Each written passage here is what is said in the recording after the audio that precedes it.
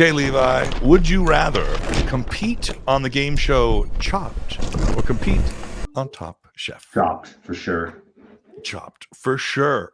Why is this? Because I don't trust the judges in Top Chef as much as I would.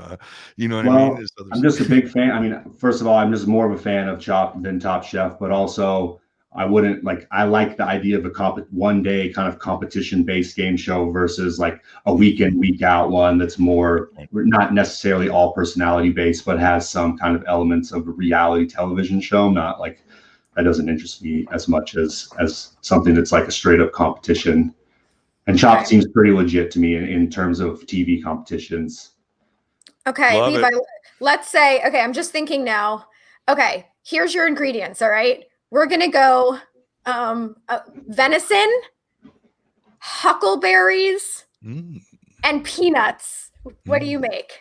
Oh man, that's a difficult one. Well, I'll probably grill the venison. Got to make sure that I add some fat with it, right? So we'll season it up, not too crazy, just salt, pepper, garlic, maybe a lot of butter, maybe a little rosemary in there.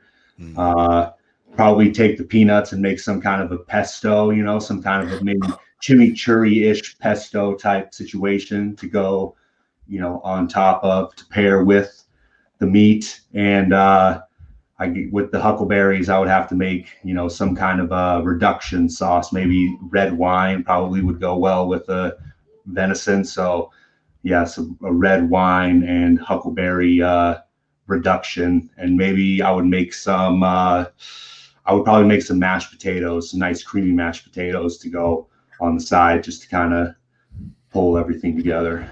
Wow. Okay. I'm so hungry after this. You think it'd be delicious? We'll see. Maybe I don't know if we could cook it right or not, but I think it might be good. Okay. Look, we're still on the West Coast. It's like 4:40 over there. It's not 8. Like you guys have already eaten dinner over there. Okay. Yeah, I'm actually hungry right now, so that's kind of I think maybe helping me as well. I'm like thinking about what my dinner's going to be and. A venison huckleberry chimichurri reduction. Yeah, no, I got chicken wings coming up. Okay. Okay. Yes. All right. Chicken wings. Yummy. All right. Here's the next one. Would you rather? All right. Ooh, ride Escape from Gringotts 10 times in a row, or spend a summer day walking the park after drinking 12 butterbeers. And Josh also added, and not being able to use the restroom. I'll take my chances on the ride. The other one is certain death. Yeah. For a big guy, dude, I can't go to the bathroom. I can't drink water. I have to have this. Look, if that was 12 regular beers, we might be having a whole different discussion here. Okay. 12 sodas, no chance. No chance. I mean, I do like butter beers too, but like I'll split one with my wife, and that's about as much as I could have. I'd be throwing up after 12 butter beers for sure.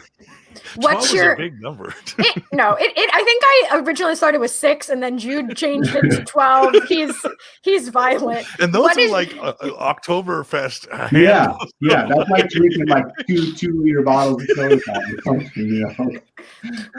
What is your preferred type of butter beer? Like, do you like the hot one, the blended one?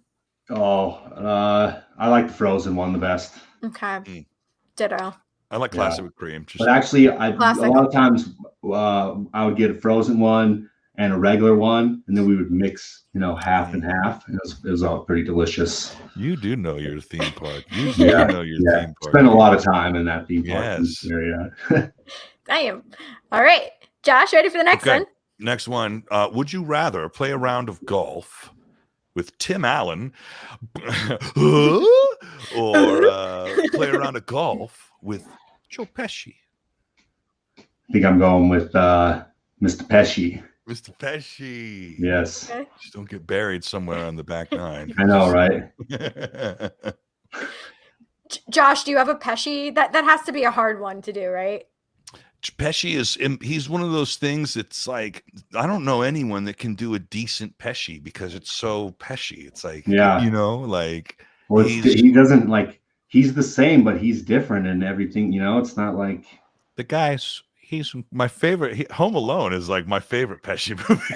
like one of my favorites. Yeah. But he's in the gold tooth in Home Alone, and just the kind of smile. He's just he's unreplicatable. When he's like, he can't curse because it's a kid's movie, but it's like, you know exactly what he's saying. And he just like, you couldn't imagine anyone else doing that like better than him, you know? True. I love Home Alone. That's my Joe Pesci top 5. Every Christmas Home Alone without fault. So this year, my husband and I also watched Home Alone 2, like just to add it. Those like traps were so much worse than the first one. Kind of like darker, right? They're like, he got bricks in his head. Yes, it was like terrifying. That was real bad. Anyway, that's a whole nother live stream to talk about those. So we'll go to the next one. Sorry, we wanted a Joe Pesci tangent. Okay, Levi, would you rather compete in a strongman competition or compete in a triathlon? Yeah, I'm gonna go with strongman competition, I think, on this one. Yeah. Okay. The triathlon seems a little bit too much like an exercise competition to me. You know, the strongman's more of a lifting competition, and I think anaerobic exercise is more my wheelhouse than aerobic exercises. Okay, fair enough. Driving results. Moving on. Speaking about sparring, would you rather spar with Kurt Angle in his prime or Bret Hart in his prime? What are we talking about here? We're talking about. Let's just go straight technical match, nothing crazy, just maybe a one-on-one, just a house show, and you guys could do whatever you want. Oh, probably Bret then. Yeah. Okay. Yeah. I mean, he's the master, dude. Like, to me, he's like, he would have to be in the top 3 guys you would want to, if you want to have like that kind of match, just someone, hey, like, just lead me through it and make like, let's have an amazing match. Yeah, Bret Hart's. I think he's on the top of my list anyways for all timers in that regard, just like technical assassins. The excellence of execution. Yes. 100%. Okay, you said top 3, so who would the other 2 be? In terms of like calling it in the ring, doing it that way, Daniel Bryan would be on that list. And I would probably go with I'd probably say Triple H, actually, just for kind of his longevity and the way that, you know, he seemed like he was able to kind of do that with a lot of different guys in WWE throughout kind of a multitude of generations. I agree. Triple H underrated for that, for sure. 100%. Awesome. All right. Here is the next one. Would you rather have your likeness used as a skin in Fortnite or experience living in any video game world for a day? Oh, I mean, it's kind of narcissistic, but I gotta go with the likeness being used as a Fortnite skin, because that would be pretty legendary, I feel like. Definitely. Yes. I feel, are we still doing the TikTok, or not that? Yeah, they do the dances on TikTok, right? Like the Fortnite dances. Oh yeah.